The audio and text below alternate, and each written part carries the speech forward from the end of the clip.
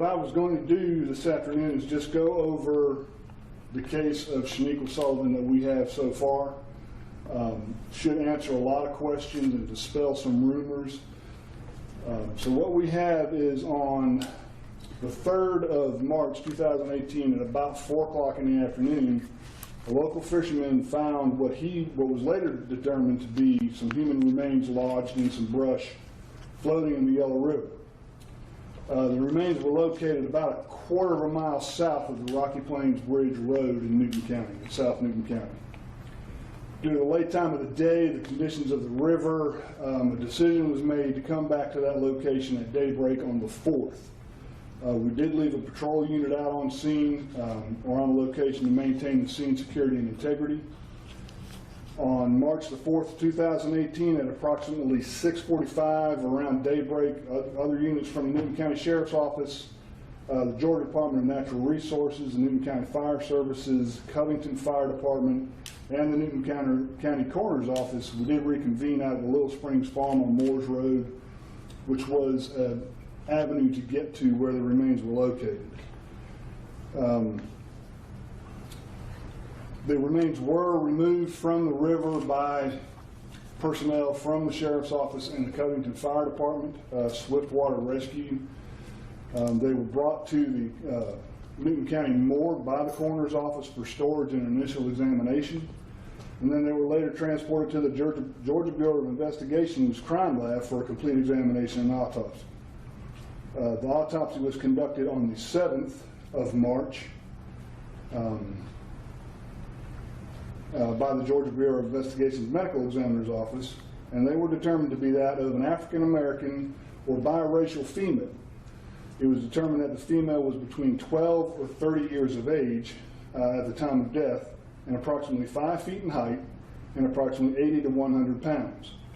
There were no obvious scars, marks, tattoos on the body, nor were there any obvious signs of traumatic injury. And this could have been due to the state of the decomposition at the time. Upon determining these above stated factors, a press release was done, and a search of local and statewide missing persons records was completed.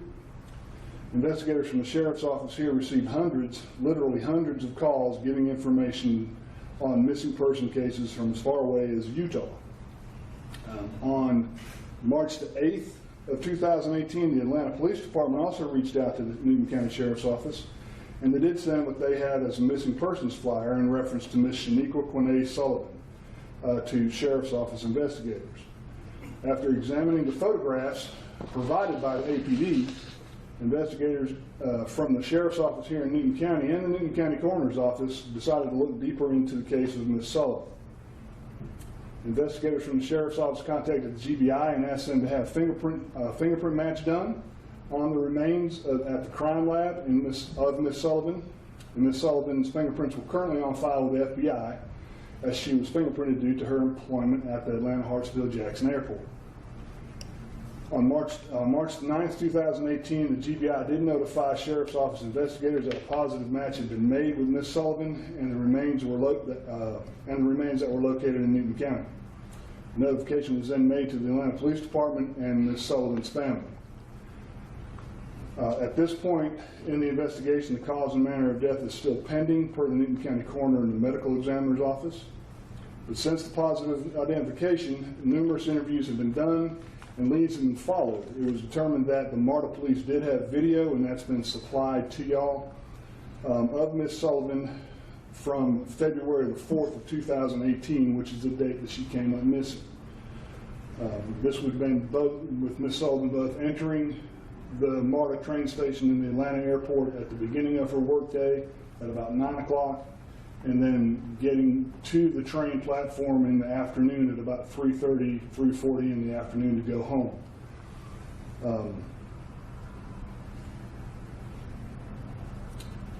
The clothing that she has on was the clothing that in the video is the clothing that she was last seen wearing, which amounts to black pair of pants, black shoes, a burgundy colored smock with ABM Industries on it, the janitorial service at the airport, and a heavy hooded winter type coat.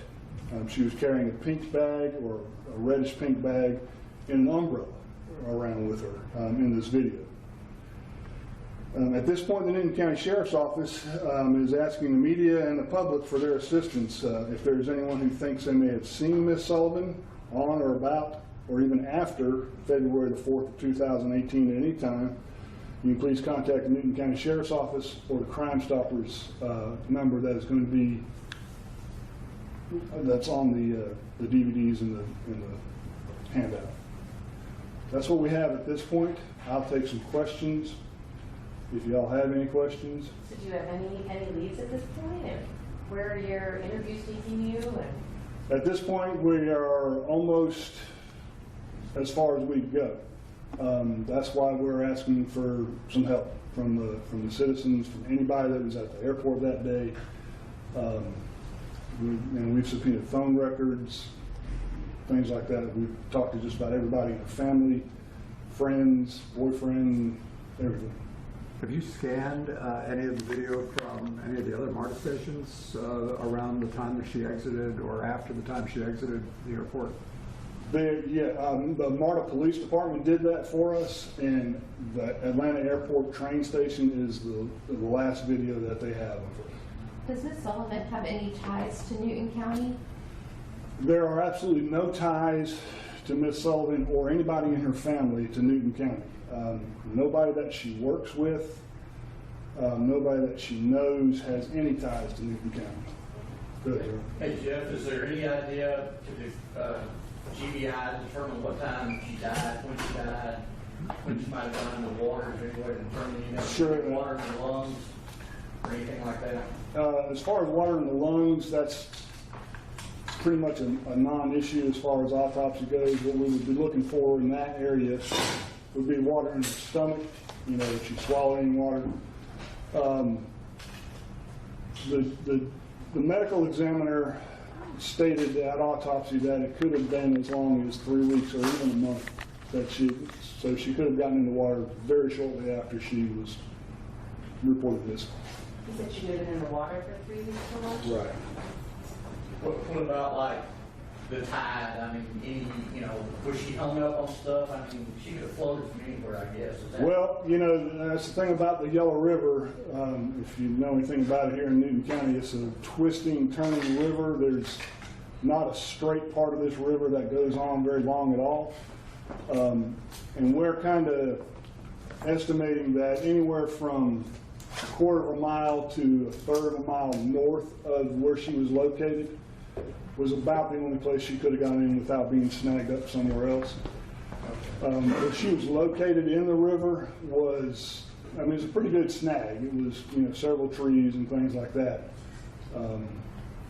She didn't travel very far in the water. And that part of the river, quarter mile, 30 mile, is in Newton County. Would that be on the mile? Okay. It is. Mm-hmm. Do you suspect foul play? At this point, we suspect everything. What we're trying to do is find out what happened, how it happened, when it happened, where it happened. There's still a whole lot of questions that we have.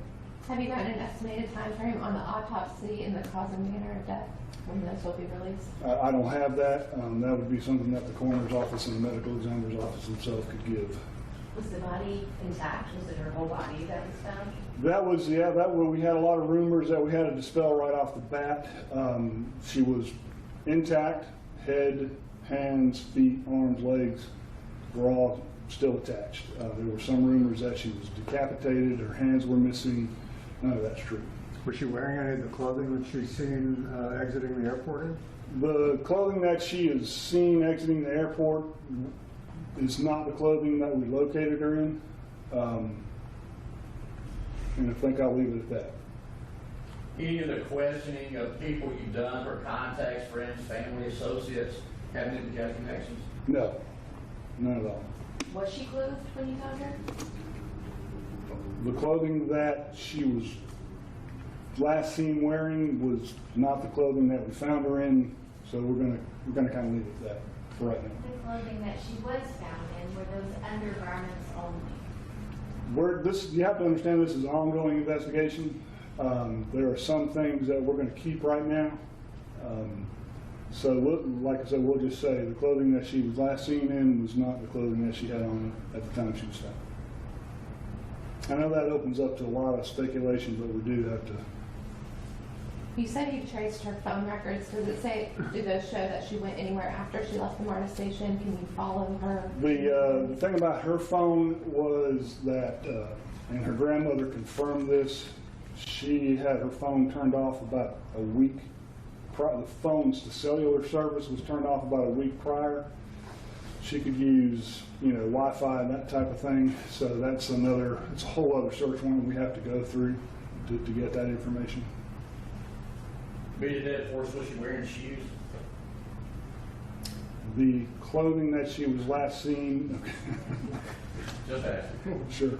Did she have any known enemies or anything like that you're looking into? That's a good question. And I don't know if everybody knows that Miss Sullivan was autistic. She was rather high functioning in her autism. She had ADHD, but she was not, her ADHD was on the spectrum that she would be very calm, cool, collected. She would talk with anybody in the airport. I asked her family if she would get in the car with somebody she didn't know. She has never done that before. She's never taken a taxi. She's taken an Uber one time, and that was the day that we had the snowstorm here in Atlanta, and her boss actually sent an Uber to get her, and then an Uber took her straight home. Other than that, she did from her house, she walked to the bus station, from the bus station to the train station, from the train station to the airport, and then she reversed that religiously every day. When she didn't arrive at home, she usually got home about 4 or 4:30. When she didn't arrive at home by 5 o'clock is when her grandmother actually sounded the alert by contacting the Forest Park PD, which is where they live. And unfortunately, there was a little lag in the report. The report had to be done via the Atlanta Police Department, so there was 2 days that lapsed before that report was done. But once the report was done at APD, they jumped right on and they started following things also. What train station did she go from the airport to? What was her, I guess, home train station for the airport? Do we know that? We do, but honestly, I can't remember what it is. But she was never seen there? No, not coming home. Okay. Who did the grandmother report her missing to? She initially reported her missing to the Forest Park Police Department, and then she was directed by Forest Park to contact the Atlanta Police Department. Because Forest Park, APD, MARTA, y'all are all involved, is this a Newton County investigation, or is it going to a state agency, or how is it being handled? At this point, it's a Newton County investigation. We have the body, so we have jurisdiction over it until we find otherwise. And I don't know if that might be a legal question that it's pretty much. Yeah, I think it's a Newton County case. That's Right. Yes. Her grandmother mentioned that she warned her about social media. I'm sorry, I apologize, we're a little late. I don't know if you've addressed that, but during our interview with the grandmother, she made it very clear that she had no clue, if you will, about strangers, but she'd been on social media. Miss Sullivan was active on social media, and according to her grandmother, what she told me, the only device that she used was her cell phone. She didn't have a laptop. She didn't have a desktop computer. She just did it on her cell phone. She did have a Facebook page, and that's been checked. And yes, her grandmother did warn her. Again, we have to remember that while Miss Sullivan was 23 years old at the time of her death, she functioned probably on a 11, 12-year-old level. For certain things, some things younger, some things older. As that condition dictates. But she was active on social media. She had friends. She'd take phone calls, make phone calls, that kind of stuff. You had mentioned that there are no images of her getting off of the train. Is there any other evidence that indicates that she exited any of the MARTA platforms anywhere, or is the last thing you know about her at this? The last we have of her alive is the MARTA train station video at the platform at the airport. What she did on the way home, she attempted to use a breeze card to get through the gate. It didn't work, and you'll see this on the video. It didn't work, and that threw a wrench in her normality. She kind of stands there not understanding what to do next. So she kind of goes back. The last we see is her going back towards the north terminal at the Atlanta airport. And that's the last we have of her. So you never see her get on the train? She never made it through, no. She never made it through the gate to get on the train. No video of where she may have gone from there? Like I said, the last video we have that's available is the MARTA video from the train station when she's heading back to the north terminal. So she went back into the airport. She never got on a train. Yes, she did. And have airport security videos been pulled?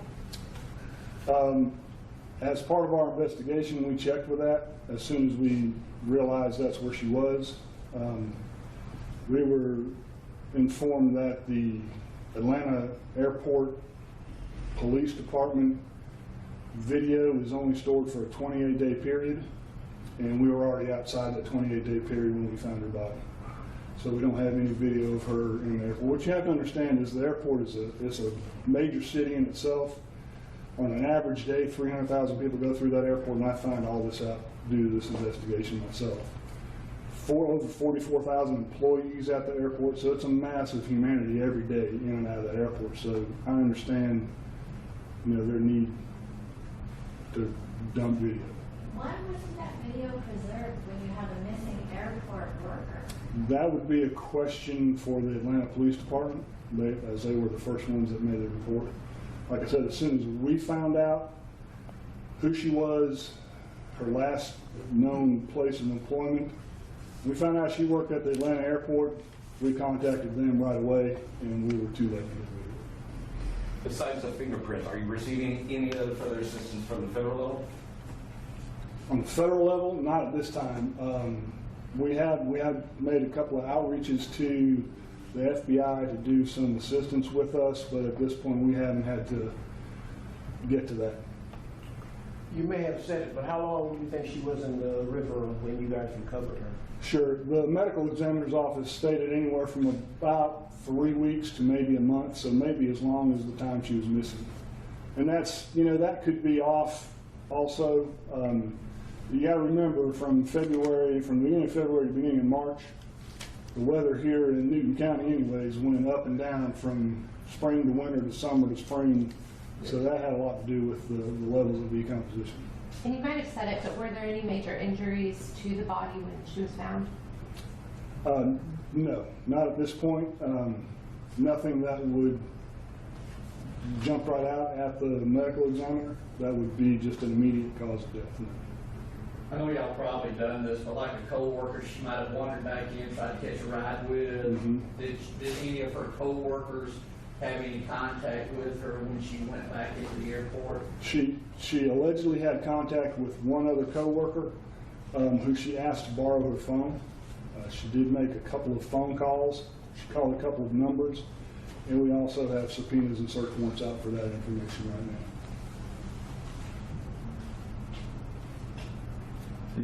So you know who the coworker is, right? Yes. And we've talked to her. And the coworker hasn't voluntarily supplied the information? She did. She voluntarily supplied her cell phone for us to download. Were the calls completed, or you don't know that? We don't know that Did yet. the co-worker say she talked to somebody? No, she didn't know. Okay. But as soon as we get that information, we'll be able to look into it a little more. Was the co-worker the only person that saw her after she left the train station? She's the only person that has made note so far. We're hoping after this we'll get hundreds of more calls of people that say, yeah, I saw her. And to be clear, you don't know if she actually reached someone in those phone calls? At this point, we don't know if they were made. One of them was to one of those communication apps through a voice over IP type thing. The other was a regular cell phone number, but we don't know if connection was made or not. Did the coworker report on how they parted company, where she went, where in the airport they were when they had the encounter with the phone? After they got done, the coworker was still working, so she had to get back to her duty station, and she just left Miss Sullivan. Anyone with information, can you repeat how they can get that information to you? Can you just repeat that again? We're going to have the information we've given to you has got a BOLO, a Be on the Lookout poster with the Crime Stoppers information. It also has my desk phone number. Okay. So we'll get the information that way. Anything else? Yeah, we were late, so whenever you get a chance, can you read that statement again? Can I read the statement again? Sure. I might be able to do it better this time. Make sure I got it right. On March 3rd of 2018, at approximately 4 o'clock in the afternoon, we had a local fisherman find what was later determined to be human remains lodged in some brush that was floating in the Yellow River. The location of this find was approximately a quarter of a mile south of the Rocky Plains Road Bridge here in Newton County. Due to the time of day and the river conditions, lack of light, and that type of thing, a decision was made to come back to the location at daybreak on the 4th, which would be the next day. A patrol unit was left on scene for scene security and integrity. At daybreak, or about 6:45 the next day, on the 4th, units from the Sheriff's Office, the Georgia